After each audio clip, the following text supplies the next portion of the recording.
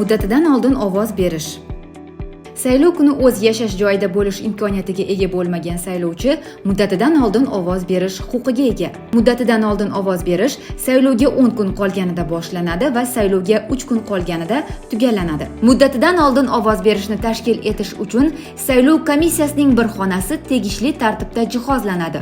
Bunda ushbu xonada 2 dona yashirin ovoz berish kabinasi, saylov jarayonlarini boshqarish axborot tizimiga ulangan kompyuter, stullar, ruchka, saylovchilar ro'yxatining ko'chirmasi, byulleten, konvert va seyf bo'lishi kerak. Muddatidan oldin ovoz berish jarayonida uchastka saylov komissiyasining kamida 2 ta a'zosi doimiy ravishda navbatchilik qilishlari lozim. Muddatidan oldin ovoz berishni o'tkazish vaqti Markaziy saylov komissiyasi tomonidan belgilanadi va saylovchilarning, kuzatuvchilarning e'tiboriga ommaviy axborot vositalari orqali yetkaziladi. Uchastka saylov komissiyalari saylov uchastkasidagi saylovchilar umumiy sonining 10% miqdorida saylov byulletenlarini hamda konvertlarni tuman shahar saylov komissiyasidan muddatidan oldin ovoz berish boshlanishiga kamida 3 kun qolganida oladilar. Muddatidan oldin ovoz berishni amalga oshirish uchun saylovchi tegishli uchastka saylov komissiyasining a'zosiga o'z shaxsini tasdiqlovchi hujjatni ko'rsatadi hamda saylov kunida bo'la olmasligining sabablari,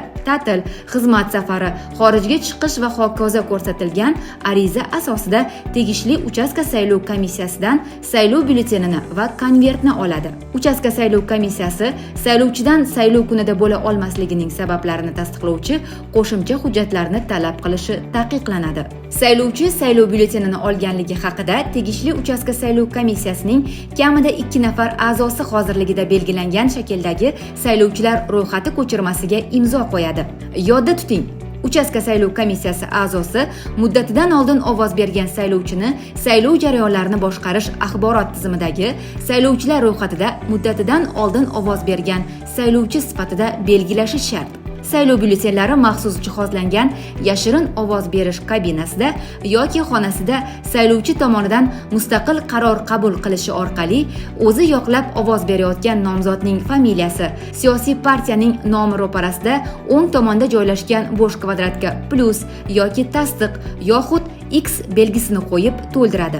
Saylovchi to'ldirilgan saylov byulletenlarini konvertga soladi va yelimlab yopadi.